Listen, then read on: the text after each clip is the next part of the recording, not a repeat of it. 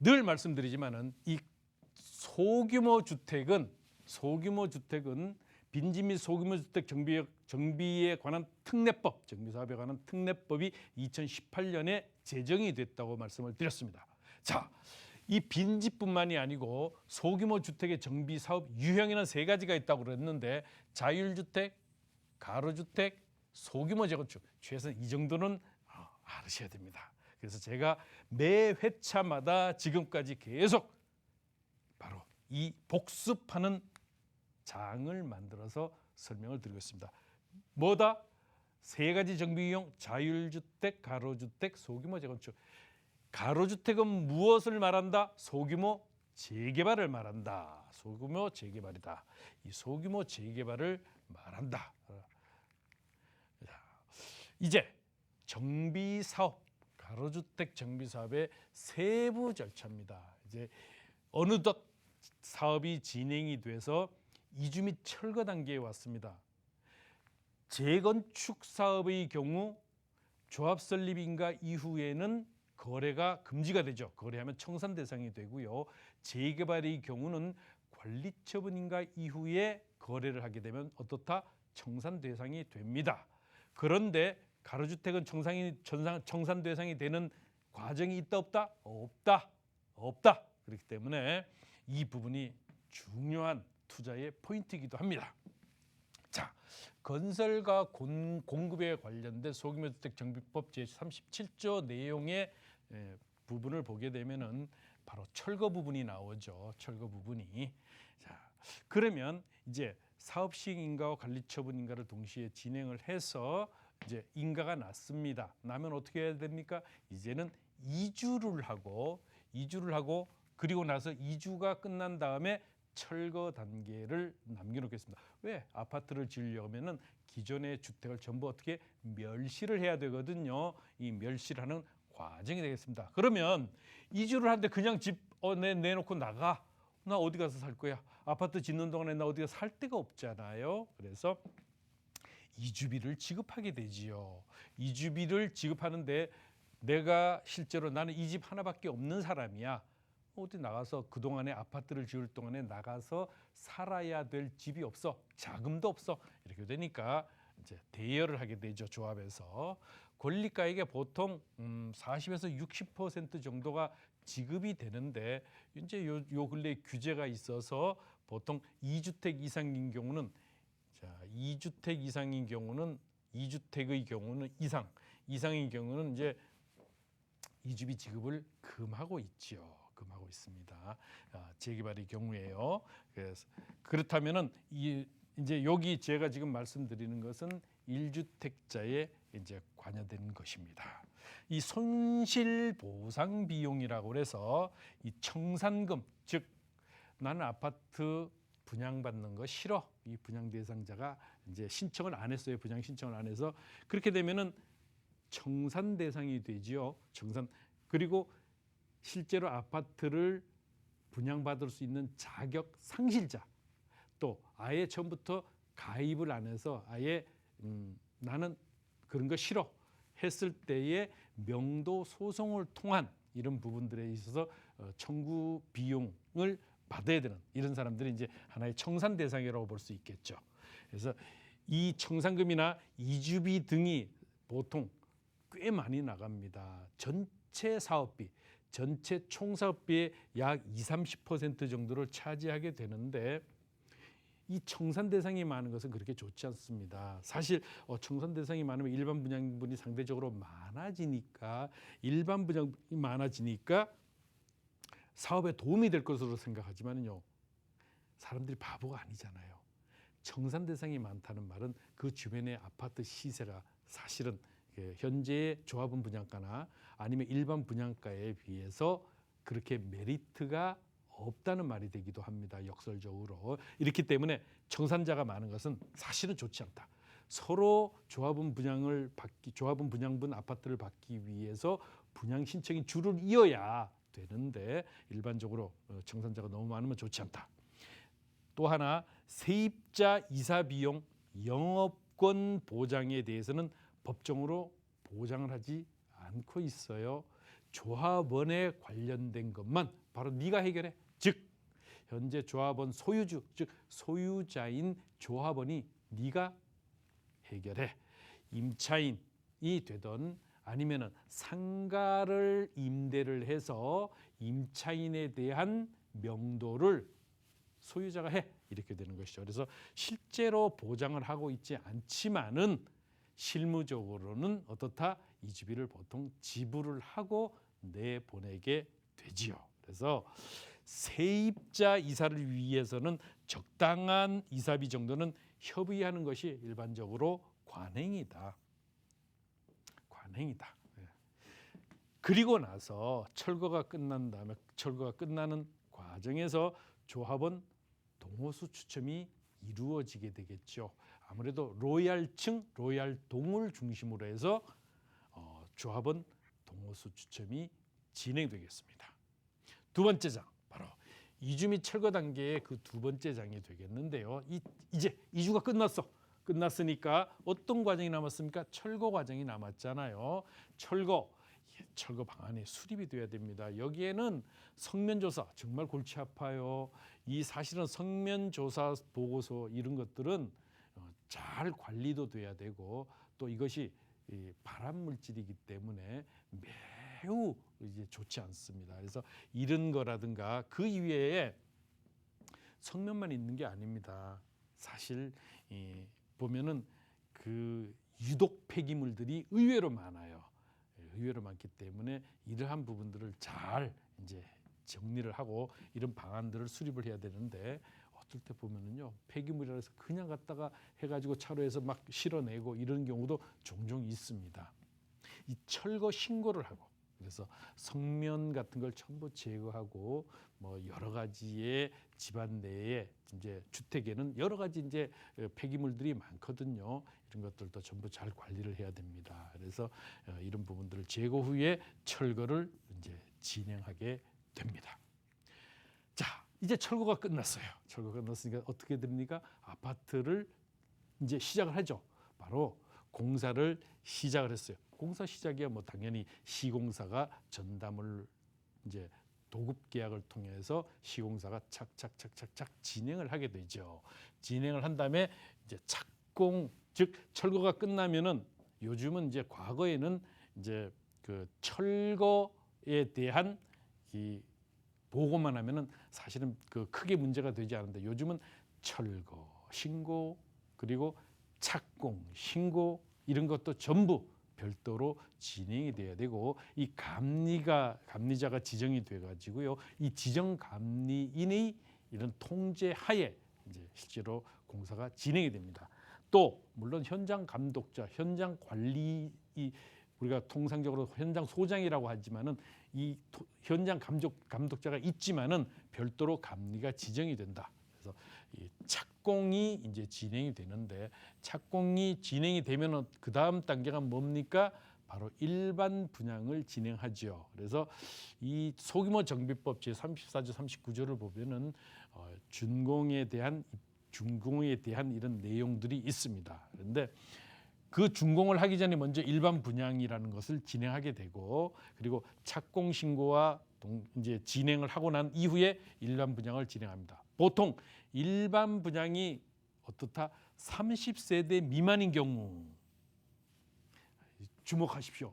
30세대 미만인 경우는 어떻게 됩니까? 조합에서 자체 분양, 즉 이건 뭐예요? 수의계약, 별도의 주택법에 근거한 분양 공고를 내지 않고 수의 계약이 가능하다는 것이죠. 그래서 분양 승인 그리고 분양가 상한제, 분양 보증 절차 모든 것이 불필요하다. 그래서 일부러 30세대 미만으로 일반 분양분을 이제 하는 경우가 많습니다. 분양가 상한제 적용도 되지 않고 물론 공공과 지금은 이제 규제가 좀 더 완화가 돼가지고 공공과 같이 사업을 진행하면 분양가 상한제 적용을 받지 않죠. 이런 부분도 있습니다만 법이 계속 개정이 되니까 이제 이런 개정되는 것들에 또 발맞춰서 거기에 따른 투자의 파이들을 키워나가야 됩니다. 이 상가 등을 넣거나 큰 평형 세대로 구성해서 30세대 어떻다 미만으로 맞춰서 추진 속도를 내는 게 사실은 중요합니다. 왜? 수의계약으로 해서 탁탁탁탁 하면 분양도 일반 분양분도 몇 개 되지 않고, 물론 사업성이 나왔을 때 이야기죠. 사업성이. 그래서 대신 일반 조합원 분양분과 일반 분양분 가격 차이는 있죠. 보통 일반 분양분의 70% 내지 80%의 조합원 분양가를 정하게 되는데, 이러한 차액이 상가 등을 통해서 보전이 된다고 하면 굳이 일반 분양분 세대를 30세대 이상으로 해가지고 분양 승인 과정에 오랜 시간이 걸려 분양가 상한제 적용을 받고 또 분양 보증 절차 이런 것들 전부 받아야 되는데, 이게 다 필요 없으니까 비용 절감, 시간 절감 이런 여러 가지의 혜택들이 있다는 것이죠. 또 허그 자금 사업비의 수령 후에 정상금 이주비가 집행이 되면 착공전의 사업 자금이 소진될 우려가 커요. 왜? 허그 자금은 사실 그렇게 많은 게 아니거든요. 시공사가 지급 보증을 통해서 이제 이주비라든가 또 청산금들을 전부 지급하고 할 때는 은행에서 대여하는 그런 금액의 상당 부분 시공사의 보증이 있기 때문에 자금이 말리는 경우가 별로 없지만은, 허그 자금은 일반적으로 단계별 자금이 집행이 되는데, 이 집행이 보통 통상적으로 최대 70%, 보통 50% 안에 지급이 되기 때문에 보시면은 사업 자금이 많이 딸리기 때문에 이 부분이 상당 부분 문제가 된다.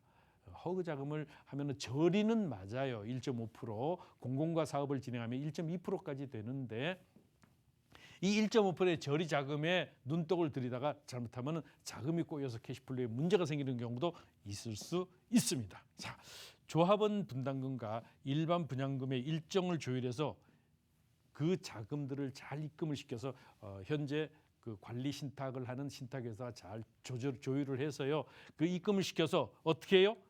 건축 비용, 금융 비용, 이 대출이자 엄청나거든요. 그다음에 기타 비용으로 이 충당하는 것이 중요합니다. 신탁에서 돈 못 건드리게 하는 경우도 종종 있거든요. 이렇기 때문에 이 부분들을 잘 조율해야 됩니다. 조율해서 자금이 잘 관리되도록 해야 된다.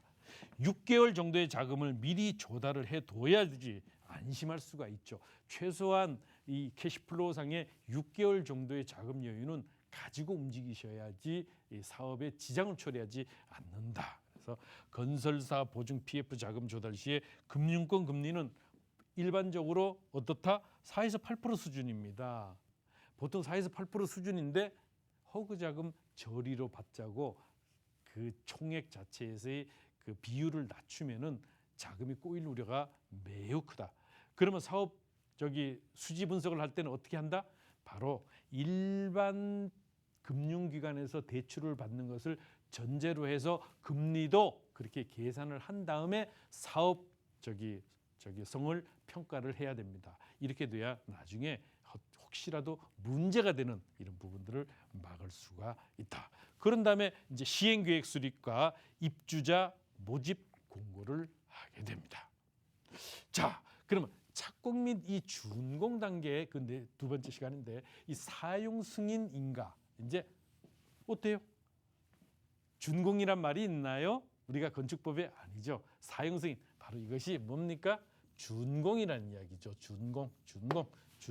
자, 사용 승인 검사 준공 인가 고시 사용 승인 인가증을 교부받으면은 이제 건축물 대장이 나오고, 건축물 대장으로 통해서 이제 보존 등기 신청을 하게 되고, 보존 등기가 나오면 이제 드디어 이제 집으로서의 구실을, 또 재산권 행사로서의 구실을 할 수가 있습니다. 자, 소유권 이전 고시 및 이제 등기를 하게 되지요. 등기를 하게 되고, 이거는 뭐다? 바로 보존 등기가 난 다음에 여기 이제 이렇게 되면은 보존 등기 신청을 하게 되고, 보존 등기 신청 이전에 건축물 대장이 이제 나오게 되겠지요. 건축물 대장이 나오고, 그 다음에 보존 등기 신청을 하고, 보존 등기 신청 후에 어떻게? 바로 소유권 이전, 수분양자들을 대상으로 해서 소유권 이전 등기를 하게 된다. 조합원 보존 등기에 보통 이후에 이제 이전 등기, 어떻게? 보존 등기 후에 이전 등기를 한다. 이전 등기를 한다. 또 하나 있죠. 바로 이제는 마무리 단계입니다. 이제 청산 과정이라는 것을 거쳐서 실질적으로 조합을 해산하는 과정이 마지막 단계로서 남아있죠. 조합의 법인격으로서 법인의 이제 설립 등기를 했으면은 사업이 끝났으면은 그 법인을 해산을 하고 청산을 해야 되겠죠. 바로 세부 절차에서 현재 청산에 관련된 부분들, 바로 소규모주택정비법 제41조 청산금의 산정이 이제 돼줘야 되겠죠. 그래서 청산금을 이제 지급을 해야 될지 아니면 내가 걷어들여야 될지 이 부분을 마무리 지어가는 과정이 되겠습니다. 징수는 보통 이주비. 자, 이주비 40에서 60% 대출을 해줬어. 가져와. 분담금 지급, 환급금, 추가 대출의 경우 금리 포함해서 이제 진행을 하게 되죠. 보통 조합원 분담금과 그다음에 일반 분양금이 동시에 들어오도록 관리처분 계획, 2주 전에 관리처분 총회를 해서 관리처분 전에 관리처분 계획에서 관리처분 총회를 거치고 관리처분 인가를 이제 신청하잖아요. 그러면 관리처분 계획에서 자금이 꼬이지 않도록 미리 준비를 하는 이런 부분들이 당연히 필요합니다. 요거 정말 중요하죠. 그런 다음에 이제 조합 해산. 자, 실질적으로 사업비에 대한 것은 플러스 마이너스 어떻게 만든다? 제로로 만들고 제로가 된 다음에 이제 해산을 하게 됩니다.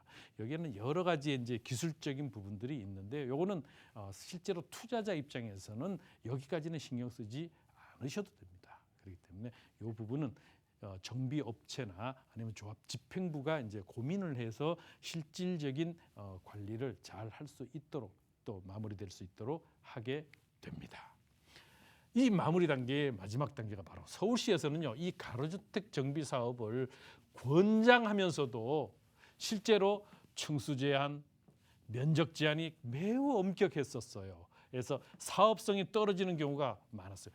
진짜 10,000제곱미터면 딱 15,000, 10,000만 대도 안 됐거든요. 이래서 이런 경우가 많았으나 조례를 개정했어요. 7월 13일 조례를 개정해서 이제는 1만 제곱미터 미만에서 1만 3천 제곱미터까지로도 기준 면적을 확대를 해주기도 했고요.